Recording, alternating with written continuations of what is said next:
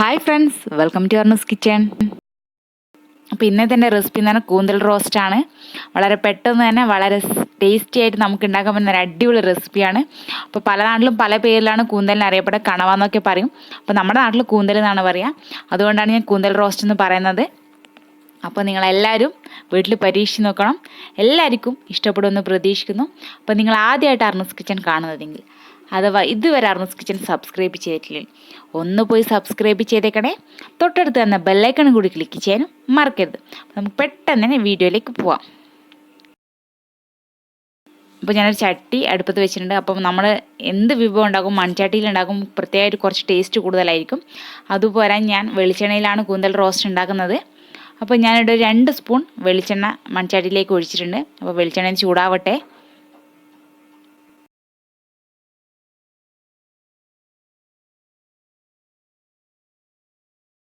ഇനി ഇതിലേക്ക് ഞാൻ 1 സ്പൂൺ ചതച്ച വെളുത്തുള്ളി ഇട്ട് കൊടുക്കുകയാണ്. അതേപോലെ തന്നെ 1 സ്പൂൺ ഇഞ്ചിയും ചതച്ചതാണ് ഇട്ട് കൊടുത്തത്. നമുക്ക് ജസ്റ്റ് ഇതൊന്ന് വാട്ടി കൊടുക്കാം.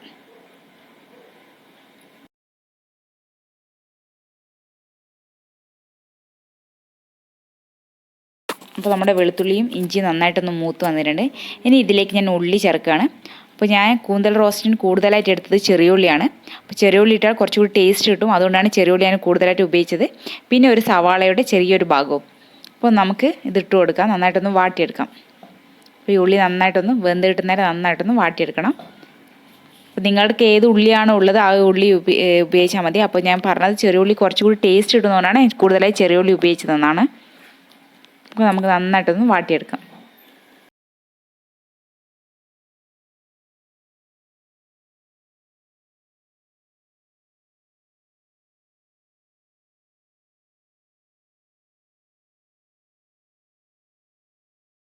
ഇനി ഇതിലേക്ക് ഞാൻ 2 പച്ചമുളക് ഇട്ട് കൊടുക്കുകയാണ്.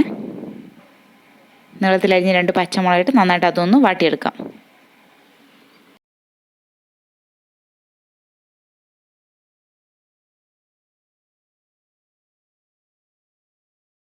ഇനി ഇതിലേക്ക് കുറച്ച് കറിവേപ്പിലയും കൂടി ഇട്ട് കൊടുക്കാം.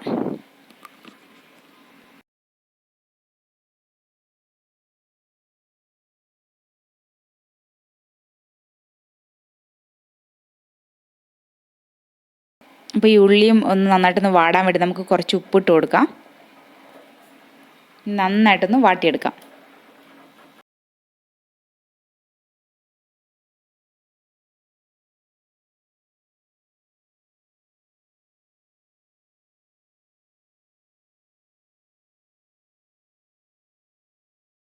അപ്പോൾ ഉള്ളിയൊക്കെ നന്നായിട്ട് വാടിയിട്ടുണ്ട്. ഇനി നമുക്ക് മസാലകൾ ചേർത്ത് കൊടുക്കാം. 1/4 സ്പൂൺ മഞ്ഞൾപ്പൊടി ഇട്ട് കൊടുക്കാം. 1/2 സ്പൂൺ മുളക് പൊടി,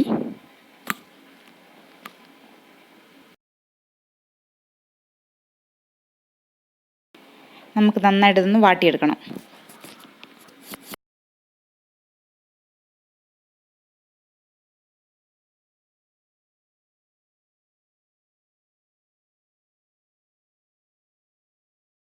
ഇത് നന്നായിട്ട് മിക്സ് ആക്കിയിട്ടുണ്ട്. ഇനി നമുക്ക് ഇതിലേക്ക് മല്ലിപ്പൊടി ചേർക്കാം. അപ്പോൾ ഞാൻ വീട്ടിൽ തന്നെ ഉണ്ടാക്കി പൊടിച്ച് വറുത്തെടുത്ത മല്ലിയാണ്. അപ്പോൾ നല്ല മണവും നല്ല ടേസ്റ്റും ഉണ്ടാവും. അതുകൊണ്ട് തന്നെ ഞാൻ കടയിൽ നിന്ന് വാങ്ങുന്നത് യൂസ് ചെയ്യാറില്ല മല്ലിപ്പൊടി. അപ്പോൾ നമുക്ക് നന്നായിട്ടൊന്ന് വാട്ടിയെടുക്കണം. ഇനി ഇതിലേക്ക് ഞാൻ ഒരു 1/2 കഷ്ണം തക്കാളി ഇട്ട് കൊടുക്കുകയാണ്.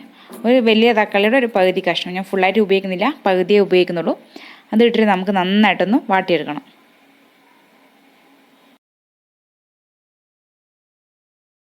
അപ്പോൾ ഞാൻ ഇതിലേക്ക് പ്രത്യേകിച്ച് വെള്ളമൊന്നും ഒഴിക്കുന്നില്ല. അപ്പോൾ തക്കാളി വെന്തോടഞ്ഞാൽ തന്നെ കുറച്ച് വെള്ളമൊക്കെ ഇതിൽ തന്നെ ഉണ്ടാവും. നമുക്കിതൊന്ന് മൂടി വെച്ചിട്ട് ഒന്ന് വേവിച്ചെടുക്കാം.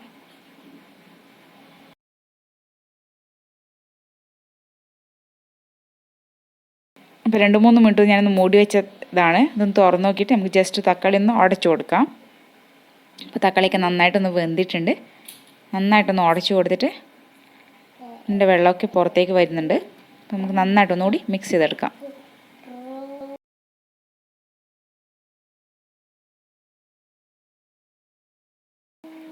അപ്പോൾ ഞാൻ ഒന്നുകൂടി ഒന്ന് മൂടി വെച്ച് വേവിക്കുകയാണ്.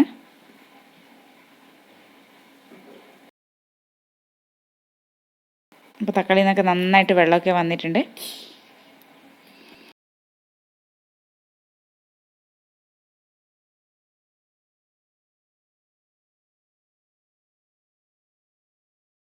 അപ്പോൾ ഇനി ഞാൻ ഇതിലേക്ക് ഇടുന്നത് 1 സ്പൂൺ കുരുമുളക് പൊടിയാണ്. 1 സ്പൂൺ കുരുമുളക് പൊടി ഇട്ട് കൊടുക്കാം.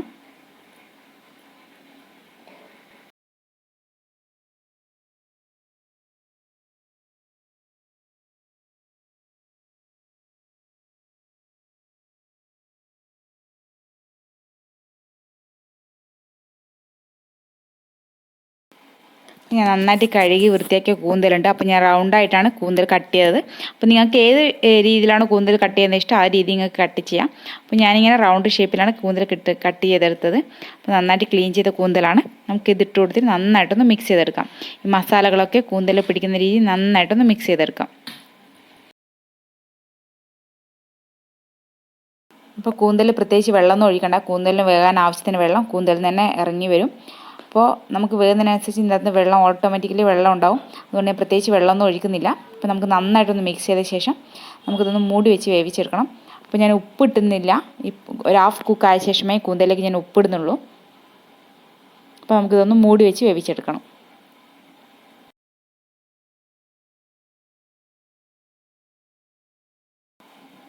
കൂന്തലിൽ നിന്നൊക്കെ നല്ല വെള്ളം വന്നിട്ടുണ്ട്. അപ്പോൾ നിങ്ങൾക്ക് കണ്ടാൽ തന്നെ മനസ്സിലാവും. അപ്പോൾ ഈ വെള്ളം മതി ഈ കൂന്തലൊക്കെ വേകാൻ ആവശ്യത്തിന്. അപ്പോൾ നമുക്ക് നന്നായിട്ടൊന്ന് മിക്സ് ചെയ്തിട്ട് റെഡിയാക്കി എടുക്കാം.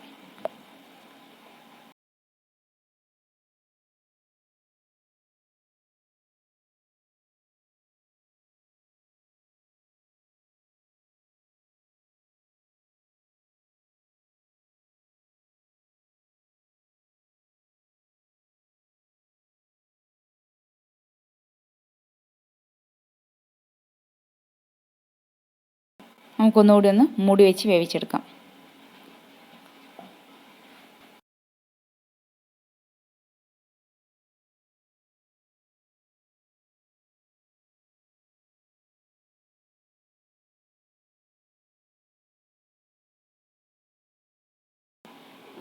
കൂന്തൽ ഒരു ഹാഫ് കുക്കായിട്ടുണ്ട്. എന്നാൽ കുറച്ചുകൂടി വെള്ളമൊക്കെ വറ്റി വരണം. നമുക്ക് നന്നായിട്ടൊന്നുകൂടി മിക്സ് ചെയ്തെടുക്കാം.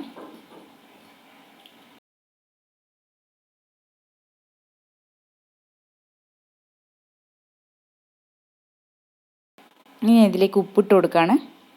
അപ്പോൾ ഓൾറെഡി നമ്മൾ ഉള്ളിയിൽ ഉപ്പിട്ടിരുന്നു. ഉള്ളിയൊക്കെ വാട്ടുമ്പോൾ ഉപ്പിട്ടിരുന്നു. ഉപ്പ് നോക്കിയിട്ട് വേണം നമ്മളിനി കൂന്തലിലേക്ക് ഉപ്പ് ചേർക്കാൻ വേണ്ടിയിട്ട്.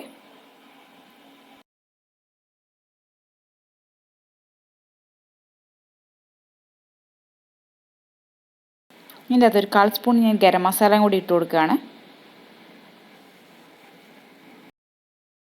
നന്നായിട്ടൊന്ന് മിക്സ് ചെയ്തെടുക്കാം.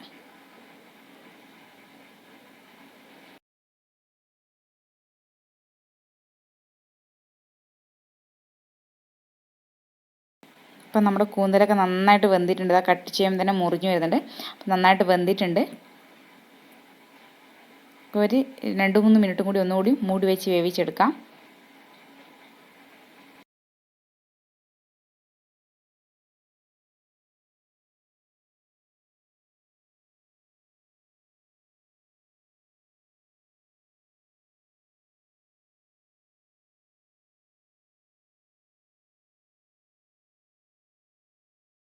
അപ്പോൾ നമ്മുടെ കൂന്തൽ റോസ്റ്റിൻ്റെ വെള്ളമൊക്കെ വറ്റിയിട്ട് നല്ല ഡ്രൈ ആയിട്ട് വന്നിട്ടുണ്ട്.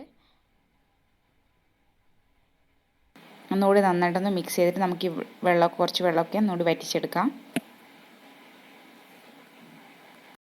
അപ്പോൾ ഇനി ഇതിൻ്റെ മുകളിൽ ഞാൻ കുറച്ച് വെളിച്ചെണ്ണ ഒഴിച്ച് കൊടുക്കുകയാണ്. അപ്പോൾ ഞാൻ പച്ച വെളിച്ചെണ്ണയാണ് ഉപയോഗിക്കുന്നത്. അപ്പോൾ ഓയിലൊന്നും ഉപയോഗിക്കുന്നില്ല. അപ്പോൾ നമ്മൾ നാടൻ ടേസ്റ്റ് കിട്ടാൻ വേണ്ടി പ്രത്യേകിച്ചിട്ട് ലാസ്റ്റ് ആകുമ്പോൾ നമുക്ക് ഒരു 2 സ്പൂൺ വെളിച്ചെണ്ണയും കൂടി ഒഴിച്ച് കൊടുത്തിട്ട് ഫ്ലെയിം ഓഫ് ചെയ്യാം. അപ്പോൾ നിങ്ങൾക്ക് എല്ലാവർക്കും എൻ്റെ വീഡിയോ ഇഷ്ടപ്പെടുന്നു പ്രതീക്ഷിക്കുന്നു. വീഡിയോ ഇഷ്ടപ്പെട്ട് കഴിഞ്ഞാൽ ഷെയർ ചെയ്യാൻ, ലൈക്ക് ചെയ്യാൻ, കമൻറ്റ് ചെയ്യാൻ മറക്കരുത്. Thank you for watching.